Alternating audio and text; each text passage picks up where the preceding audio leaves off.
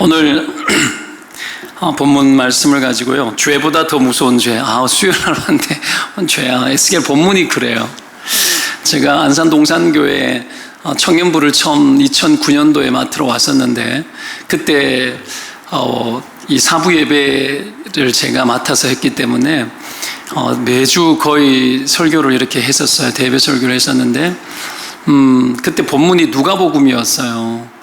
원래 제 앞에 계셨던 선임 목사님은 교회에서 통이었기 때문에 자기가 원하는 본문을 택해서 원하는 대로 했는데 저는 처음 가니까 교회 1, 2, 3부 본문하고 똑같은 본문으로 이렇게 설교하라 그런 거예요. 청년들 정서들은 9년인가를 7년인가를 청년부 하다가 사역자가 떠나는 바람에 뒤숭뒤숭한데 그 마음을 잘 달래야 되는 그런 시점에 제가 갔는데 마침 그때 누가복음 본문이 제가 원래 설교가 조금 좀 세고 할 말 다 하고 이런 사람이거든요. 근데 그때 마침 본문이 누가복음이었는데 그 누가복음 본문에 계속해서 화 있을진저 이 본문이 계속 나오는 거예요. 정말 곤욕스러웠어요. 본문대로 해야 되니까. 그러니까 청년들이 치를 떨었다는 이야기가 있었어요. 몸서리 쳤다라는 얘기가 그냥 다는 아니겠지만 위로받고 힘들고 지치는데 좀 격려도 받고 하고 싶은데 고지고대로 제가 해버리니까 그래서 힘들었다는 얘기가 있던데 이 수요일에 왔는데 죄보다 더 무서운 죄라는 제목을 가지고 말씀을 전하게 돼서 상당히 죄송하게 생각을 합니다. 여러분, 죄보다 더 무서운 죄가 뭘까요? 그냥 저는 본문을 보면서 그렇게 생각했습니다. 죄보다 더 무서운 죄가 뭘까? 지은 죄를 죄로 인정하지 않는 거. 이게 제일 세상에서 제일 큰 죄겠다. 그 생각이 들었습니다. 내가 죄를 지었는데 죄를 인정하지 않는 거예요. 이건 큰 죄든 적은 죄든 간에 세상에서 제일 무서운 죄예요. 그래서 죄를 짓고 핑계대면 여러분 더 큰 죄가 되어줍니다. 죄의 삭은 사망임에 분명하고요. 죄를 짓게 되면 죄는 어디에 영향을 미치죠? 내 영혼과 나의 지정의 전인격과 나의 인생에 영향을 미칩니다. 내 생에. 제일 먼저 영향을 미치는 것은 죄는 내 몸 안에 마음이 있으니까 내 몸으로 짓는 것 아닙니까? 육체가 없으면 생각도 없잖아요. 제일 먼저 몸을 담고 있는 지정의 가운데 나쁜 영향을 미치고 그리고 주님이 거하시는 주님과 깊이 교제하도록 만들어진 우리의 영에 아주 나쁜 영향을 미치고 침해를 주죠. 그렇죠? 죄를 지으면 그 죄를 회개하고 자복하면 그 죄의 결과로 말미암은 이 대가 지불을 이렇게 해야 합니다. 그런데 죄를 짓고 난 후에 그냥 죄의 결과를 죄를 회개하고 죄의 결과를 뒷감당을 하면은 그 죄가 더 이상 죄의 결과 때문에 빚어진 후천적인 영향들은 남아있지만 내 안에 있는 죄에 대한 그 죄를 지은 그 죄의 영향력이 지속적으로 내 영혼에 해를 끼치지는 않습니다. 근데 문제는 뭐냐면 죄를 지었는데 그 죄를 인정하지 않으면 죄의 결과로 말미암은 여러 대가 지불도 제대로 할 수 없을 뿐더러 회개가 일어나지 않으면 내 안에서 내가 지은 그 원래의 죄의 영향이 내 영혼에 계속 남아서 나쁜 영향을 미쳐요. 이 차이는 엄청난 차이입니다. 그래서 회개를 잘하는 성도들이 되시기를 축원드립니다. 회개를 잘해야 됩니다. 죄를 계속해서 지속하는 것은 죄를 끊어내지 않는 것도 지속하는 거지만 죄를 짓고 회개하지 않고 핑계대는 것도 결국은 여러분 죄를 지속하는 거예요. 계속해서 죄를 짓는 것도 나쁘잖아요. 근데 죄를 계속해서 짓지 않는데 그 지은 죄에 대해서 회개치 않고 계속 있는 것도 나쁜 거예요. 일본 보면서 좀 못된 구석이 그거 아니에요. 절대 반성을 속으로는 할 줄 몰라도 겉으로 절대 안 하잖아요. 그렇죠? 그런 게 되게 나쁜 거예요. 상당히 나쁜 겁니다.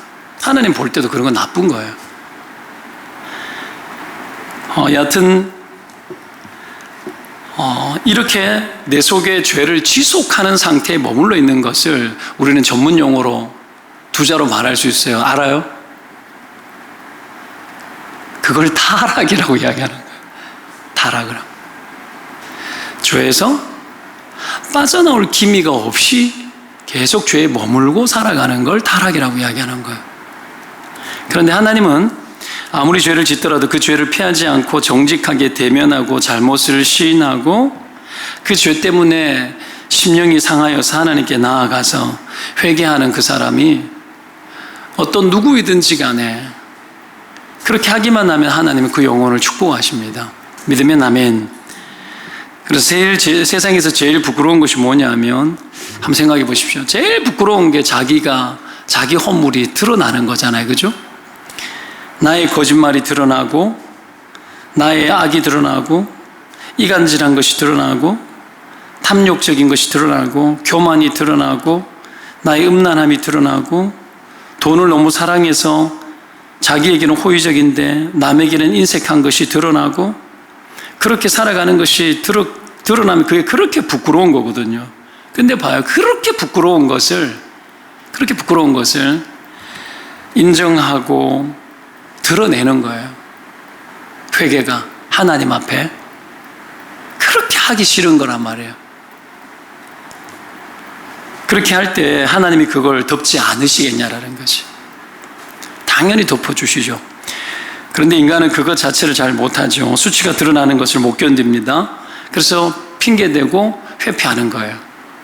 그게 싫어가지고 하나님이 싫어서도이기도 하고 내가 죄를 너무 사랑하기 때문에 회개하지 않는 것이기도 하지만 내가 안에 있는 나의 부끄러움이 노출되고 드러나는 것이 너무 싫기 때문에 하지 않는 것도 있는 겁니다.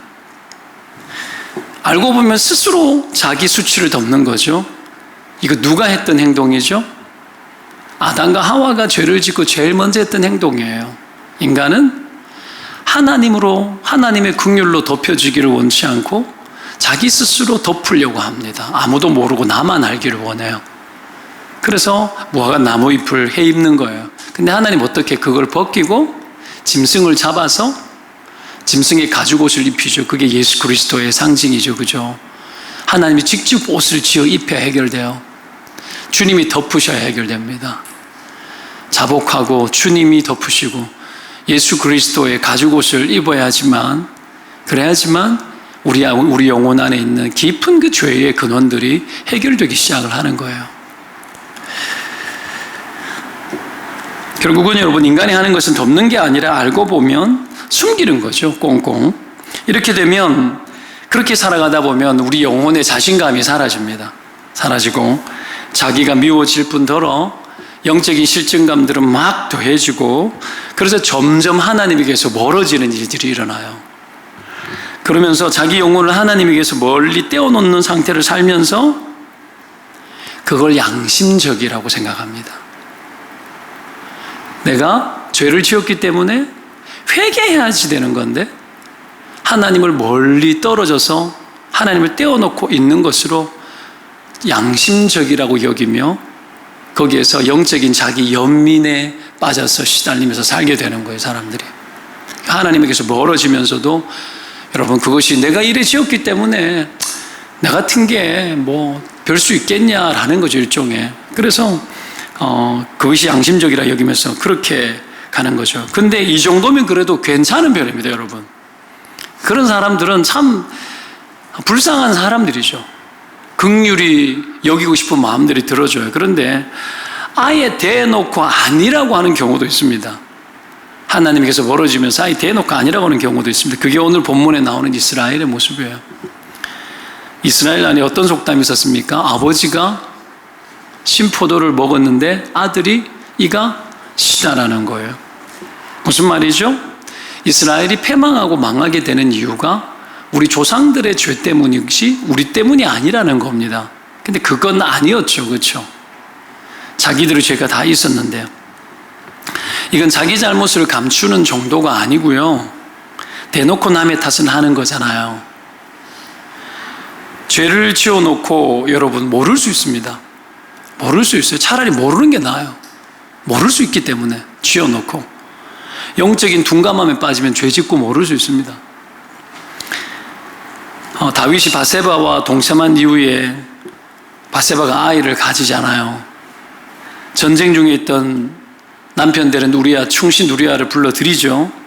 그리고 술을 잔뜩 먹여서 아내 집으로 돌려보내고 동침시키려고 했지만 우리아가 비정상인 거겠지 뭐, 그렇죠? 근데 어떡합니까? 내가 어찌 전쟁 중에 내 집에 가서 아내가 잠을 잘 수 있겠냐고, 그렇죠? 왕국문을 지키면서 버티잖아요. 2번이나 그렇게 했습니다. 이 다윗이 자기 죄를 덮으려고 한 거죠. 죄를 지었는데, 죄를 지었으면 죄로 알고 회개하면 되는데 다른 짓을 하잖아요, 분명히. 그렇죠? 영적인 무감각에 빠지면 양심적으로도 이게 죄인 줄도 잘 모르고 그냥 당장에 뭐 이렇게 노출되어지는 것이 부끄러우니까 그 상태에 가 있는 거예요. 그걸 어떻게 해서든지 덮어서 해결하려고 하는, 숨기려고 하는 거죠. 와, 어떻게 자기 부하들한테 시켜가지고 다 아는데 그러잖아요. 굉장히 방만하죠, 그죠? 방만하죠. 자기를 잃은 상태예요, 지금. 결국은 극렬한 전쟁에 제일 선봉에 서서 돌에 맞아 죽게 했잖아요. 근데 몰라요. 모릅니다. 이보다 더 재밌는 것이 나단 선지자가 왔을 때거든요. 와서 비유를 하잖아요. 한 성읍에 2사람이 있는데 한 사람 부한 사람이고 한 사람은 가난한 사람인데, 부한 사람이 가난한 사람의 암양 새끼 한 마리 뿐인데 가난한 사람이 그걸로 마치 자기의 딸처럼 여겼대요. 가난한 사람의 암양 새끼 한 마리, 그게 다야. 그 딸처럼 여기면 애지중지하는 거죠. 저는 시골에서 살아서 알아요. 송아지를 한 마리 사가지고 암놈을 사는 거예요. 그놈을 애지중지 길러요. 내 친구들도 소 한 마리 그거 몰고 여물주로 뭐 그 동네에 어떡합니까? 이 여름에 친구들하고 이렇게 있다 보면 소 몰고 풀 많은 곳에 걸어놓고 하루 종일 있다가 저녁 때 되면 데리고 와요. 거기서 알아서 풀 뜯어 먹고 똥도 싸고 막 그렇게 하거든요. 그 데리고 오고 또 데리고 갔다 데리고 오고 이렇게 해요. 이걸 소 도둑놈들이 있는 거야, 시골에. 이 트럭을 싣고 와가지고 이 소 도둑놈들이 있었어요. 그럼 마치 전 재산을 빼앗아 가는 것 같은 거죠. 그렇게 여러분 잘 길러놓으면 나중에 어떡합니까? 새끼를 빼는 거예요. 겸위를 해서 새끼를 빼서 송아지를 만드는 거죠. 그래서 이놈을 조금 길러가지고 파는 거예요. 팔면 그게 한 학기 학비가 됐어요. 대학교 다니는 자식들. 그래 해가지고 공부를 시켰죠. 그러니 이게 얼마나 귀하겠습니까? 아들을 위하니까 객지에 나가 있는 자녀들 공부값이잖아. 그걸 갖다가 대해주는 놈이니까 얼마나 소중하겠어요. 아들만큼 소중하지. 그렇게 했다라는 거예요. 그랬는데 자기 집에 행인이 들어왔는데, 묵으로 들어와서 부잣집에, 자기 집에 소도 많고 양도 많은데 이 부자라는 사람이 어떻게 해요? 이 그놈을 빼들어가지고, 암양 새끼를 빼들어가지고 대접해 준 거야. 그러니 다윗이 있다가 죽어마땅하다고, 그 사람은. 그렇게 이야기하죠. 불쌍히 여기지 않고 이런 일을 했으니 양새끼를 4배나 갚아줘야 된다. 율법도 잘 알았어. 근데 그게 자기인 줄 모르는 거죠. 그래서 그때 나단이 당신이라고 책망했죠. 그때 다윗이 자기를 발견하고 통곡하고 울고 눈물로 침상을 띄우잖아요. 하나님이 그런 다윗을 사랑했어요. 그 다윗을 너무 사랑했어요. 보통 사람들 책망 들으면 더 악해지거든요. 책망을 듣지 않으면 더 악해집니다. 우리가 죄를 지었고 죄에 대해서 그것을 죄가 죄라고 여기고 받아들여야 되는데 그걸 부인하기 시작하면 내가 더 굳어지고 더 악해집니다. 근데 다윗은 그러지 않은 거예요. 사울은 어떻게 됐습니까? 더 굳어졌죠. 그 다윗은 굳어지다가 책망받고 회개하고 그 심령이 하나님 앞에서 상한 심령이 되어서 호소하기 시작하고 하나님이 그를 사랑하고 그에게 복을 주시는 거예요. 여하튼 이런 자들에게 하나님 은혜를 베푸십니다. 이 이스라엘이 근데 오늘 본문에 나오는 이 이스라엘은 대놓고 거짓말하고 핑계하는 거죠. 아니라고 하는 겁니다. 조상들의 죄 때문이라고 이야기하는 겁니다. 누구 때문이지 나 때문은 아니라는 거죠. 이스라엘이 왜 이 지경이 되었느냐? 그것은 우리 때문이 아니라는 거예요. 내가 이 지경이 된 건 내 죄가 아니라 우리 조상들이 대를 이어서 죄를 지어서 그 죄 때문에 우리가 이 모양이 된 거라고 이야기를 하는 겁니다. 여러분, 죄가 굳어지면 그 어떤 영혼의 가책도 없어집니다. 죄가 굳어지면요. 그리고 우리에게 하나님이 남겨놓으신 은혜의 최후의 보루가 뭔지 아십니까? 하나님이 우리 인간들에게 남겨놓은 하나님의 은혜가 미칠 수 있는 마지막 보루가 뭐냐면 양심이에요. 양심. 양심에 화인 맞는단 말 있잖아요. 양심이 굳어지면 죄에서 못 돌이킵니다. 절대로 못 돌이킵니다. 그래서 여러분, 믿지 않는 자들도 양심이 살아있는 자는 회개를 해요. 근데 이 양심이 굳어지면, 믿는 자도 양심이 굳어지면 회개가 불가능해집니다. 그래서 양심에 화인 맞은 자라는 표현이 있잖아요. 회개를 절대로 할 수 없는 사람이기 때문에 그 사람은 버림받은 사람인 거죠. 신자가 궁극적으로 부르심을 입어서 구원에 이르기까지 갈 겁니다. 근데 일시적으로 양심이 굳어져서 회개가 일어나지 않는 경우들이 있습니다. 그러면 그렇게 살면 되냐? 안 되죠. 안 되죠. 그게 타락인데. 어떤 영혼의 가책도 어떤 양심의 가책도 남아있지 않게 되는 거죠. 그래서 양심마저 가책이 없게 되면 영혼뿐 아니라 양심의 방만이 일어나기 때문에 악을 행하면서도, 양심이 굳어지면 악을 행하면서도 못 느껴요. 상태가 그렇게 바뀌는 겁니다. 못 느껴요. 그러니까 어떡합니까? 대놓고 죄를 막 지어도 뭐 아무렇지도 않는 듯이 죄 짓는 사람들이 생기는 거죠. 여러분, 분명 세상에는 이런 사람들이 분명히 있습니다. 그리고 신자들 안에도 이런 경향으로 살아가는 사람들이 있습니다. 이들의 영혼과 양심은 너무 굳어져서 그 어떤 지적도 책망도 하나님의 징계도 통하지 않게 되는 거죠. 그래서 타락의 끝자락까지 가서 하나님의 징계를 받고 심판을 받을 때가 있는 겁니다. 여러분, 우리가 이런 상태에 이르기까지 우리 내면 안에 여러 단계를 거치거든요. 심리적이면서도 영적인 단계를 거칩니다. 우리가 이렇게 되어지기까지. 때문에 여러분, 우리 안에 일어날 수 있는 영적인 반응과 생각과 심리 안에서 이 복합적으로 일어나고 있는 흐름들, 그 흐름 안에 은혜가 들어가야 돼요. 하나님의 은혜가 들어가서 영적 점검이 일어나야 되고 분별이 되어야 되겠고, 그리고 거기에 영적인 조명이 일어나야 합니다. 그리고 그것이 보여져야 돼요. 아, 이것이 큰 거구나, 정말 심각한 거구나 알게 되어야 되는 거죠. 오늘 새벽 기도를 이렇게 인도하면서 그런 기도를 하자고 이야기했었어요. 그게 뭐냐면, 사람들이 오늘 이 본문 뒤에까지 보면서 오늘 흐름과는 전혀 다르게 제가 말씀을 전했는데, 그 중에 기도시켰던 게 한 가지가 뭐냐면, 우리가 죄를 이렇게 지었는데 죄를 지었으면 회개를 해야 되는데 선을 행하는 것으로 대신하려고 하는 경향들이 있습니다.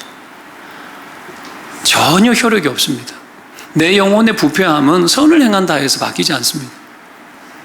내 영혼의 부패함과 타락함은 착한 일을 많이 한다 해서 그 영혼이 바뀌지 않아요. 그것은 십자가 앞에서 회개하는 것으로, 예수 그리스도의 보혈을 대신할 만한 것은 존재하지 않습니다. 도덕적인 선을 여러분 타락한 가운데도 할 수 있습니다. 얼마든지요. 근데 사람들은 착각 안 한 거예요. 때로는 주일날 교회 예배드리러 나와서 나의 부끄러운 부분들이 있고 어설픈 부분들이 있잖아요. 그런 부분들을 대신할 만한 어떤 영적인 체험을 막 갈구하게 돼요. 그런 경우 있습니다. 회개가 없이 영적 체험하는 것으로 만족을 얻으려고 하는 사람이 있어요. 그러니 여러분, 심각한 신앙의 어떤 모순들이 막 나타나기 시작하는 거죠. 은혜 받았다 그러고 은사도 많은데 하는 짓은 여러분 불신자들보다 못한 일들이 일어나더라는 거죠. 교회 안에서 이런 일들이 일어납니다. 십자가 예수 그리스도의 죽음과 보혈을 대신할 수 있는 것은 존재하지 않거든요. 근데 존재할 수 있다고 여기는 거예요. 비단 예를 들어서 우리가 10의 1을 하나님 앞에 드리는데 내가 이거 못한단 말이에요. 못할 수도 있어. 미안하니까 감사금으로 내 심리를 달래는 경우도 있어요. 달래지지 않아요. 엄격하게 따지면. 우리가 그런 식으로 나를 대신할 만한 것들을 찾아 나가더라는 거야. 이게 다 우리 안에 있는, 우리 영혼 안에, 흐름 안에 일어나는 문제들이에요. 이 문제들을 방관하고 무의식적으로든 의식적으로든 계속해서 올라오는데도 하나님의 성령의 조명 아래 비추지 않는 거예요. 그리고 계속 되버려 두는 거예요. 그래서 굳어지는 거예요. 굳어지는 거죠. 변화가 안 일어나요. 자, 이런 영혼의 어떤 상태들에 대해서 우리가 좀 살피고 조명되어져서 깨어나야 되는데, 우리 안에 어떤 흐름들이 있는지 몇 가지를 살펴봅니다. 첫 번째는 죄에 대한 마음의 불편함을 피하기 위해서 하나님을 우리의 지성에서 배제하는 일들이 일어나요. 이 죄에 대한 마음의 불편함 있거든요. 그것을 피하기 위해서, 그 마음의 불편함을 피하기 위해서 하나님을 나의 지성에서 배제하고 나의 지성에서 자꾸 제거해요. 하나님을 생각해야 되는데, 인간은 죄를 지으면서도 하나님 생각해요.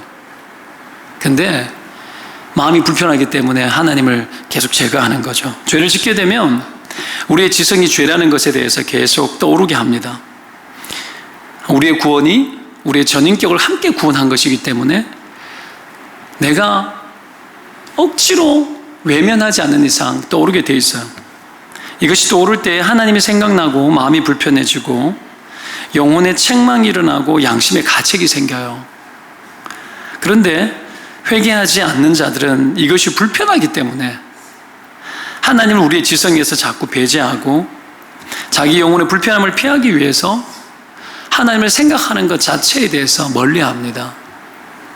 그래서 경건 생활에 있어서 가장 기본이 되어지는 예배 생활 속에서도 이것이 조금 깊어지거나 심해지는 사람들은 예배 때에 우리의 지성을 닫아버립니다. 그냥 앉아 있습니다. 그리고 큐티를 하거나 하는 그런 일들이 내 안에서 점점 멀어지는 거죠. 왜? 동시에 일어나는 것이 두 가지인데, 내 마음의 불편함을 내가 피하기 위해서 처음에는 시작했다가 나중에는 그렇게 피하고 있는 자기 자신을 발견하는 것 자체가 너무 불편한 거예요. 자기를 느끼는 것 자체가 싫어지는 존재로 바뀝니다. 그러다 보면 나중에는 다른 자기로 살아갑니다. 다른 사람으로. 그래서 전혀 교회를 다닌다고 했는데 전혀 교회 안 다니는 사람처럼 그렇게 살아가게 되는 것을 오히려 편하게 여기는 삶을 살게 되는 거죠. 다 여기 이 함정에 빠져드는 거예요. 여러분, 하나님을 우리의 지성에서 배제하면 안 돼요. 하나님을 생각하고 우리가 묵상하는 것은 무엇으로 묵상합니까? 지성의 도움을 빌리지 않고서는 묵상이 안 돼요. 그렇죠? 알의 영역이잖아요. 하나님의 말씀을 묵상할 때 우리의 지성이 하나님의 은혜를 입었기 때문에 그 지성이 하나님의 기쁘신 뜻대로 여러분 작용합니다. 그렇게 해서 깨달음이 일어나고 하나님을 가까이 하고 그것이, 그 깨달음이 내 영혼에까지 미칠 수 있도록 내가 허락하는 거죠. 하나님 앞에. 두 번째는 여러분, 죄의 영향력을 무시하고 하나님을 무시하게 되는 일들이 일어나요. 배제하는 것과 좀 다른 겁니다. 죄를 지어도 죄가 어떤 영향을 주거나 내게 나쁜 결과를 주거나 한다는 것을 받아들이기 싫어합니다. 죄를 지어도 특별하게 내게 나쁜 영향이 되겠어? 죄를 지어 하나님이 심판을 해도 이것이 그것 때문에 일어난 일이라고 생각을 안 해요. 제가 하는 말을 알아들으시죠? 그렇죠? 죄를 지어도 별 문제가 없을 거라 생각하고, 죄를 지어가지고 무슨 어떤 현상이 일어났는데 그것이 내가 죄를 지어서 하나님이 내게 징계한 어떤 것이라고 여기지 않습니다. 여기서 고집이 나오죠. 여겨야 되는데 그것 때문이야 할 거라고 여기고 싶지 않아요. 이때 생각하는 것이 뭐냐면 죄의 영향력을 무시하고 하나님을 무시하는 일들이 일어나요. 배제하는 것과 다른 겁니다. 무시하는 일들이 일어나요. 하나님이 행하시는 일이 있는데도. 그래서 삶의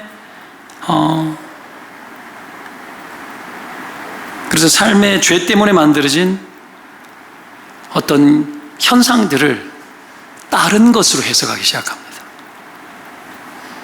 내가 일어난 이 일들에 대해서 다른 것으로 일어난 일이라고 생각하는 거예요. 그럼 어떤 게 생기겠습니까?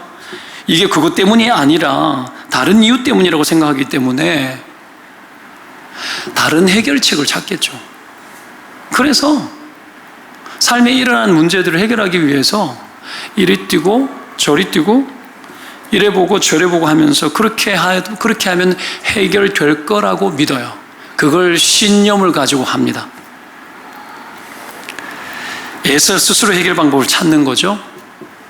여러분, 이런 일들이 보편적으로 일어납니다. 흔히 일어납니다. 우리가 조금만 영적으로 방만하면 이런 현상 나타나요.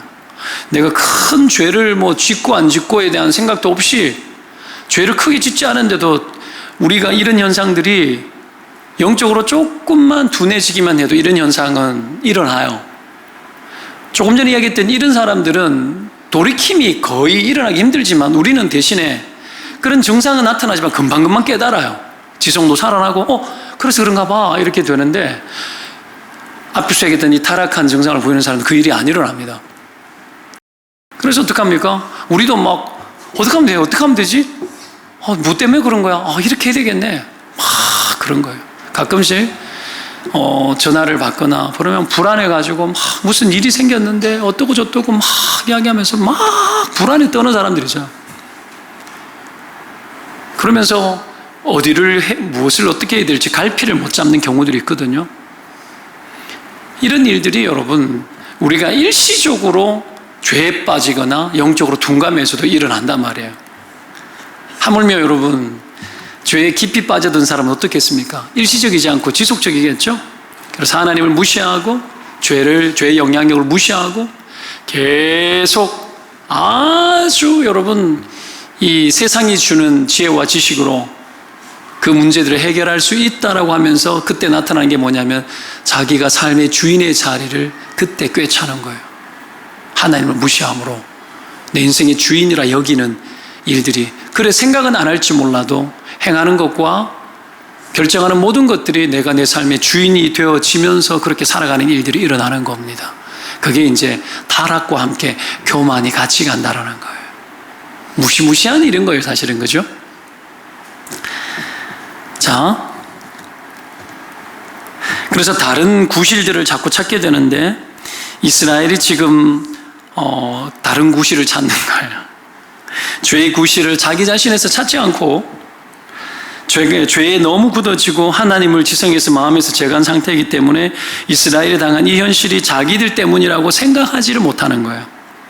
그 불편함을 받아들이기도 원치 않고 자기들 때문이라고 생각하지도 않고 이건 전부 다 다른 사람 때문이라고 여기고 전혀 다른 방책과 다른 생각으로 이들이 살아가게 되는 일들이 일어난 겁니다. 네 번째, 마지막으로 볼 건요. 오히려 내가 피해자라는 것으로 자기의 죄를 피해 나가고 그 거짓을 믿으며 살아요. 자, 내가 지은 죄 때문에 일어난 수많은 일이 있는데도 내 교만이 그것을 자기 문제로 받아들일 수가 없어요. 그래서 죄를 짓고도 그 죄를 얼마든지 다른 사람에게 뒤집어 씌워버리는 일들을 할 수 있습니다. 이거는 양심의 분량을 넘어선 거죠.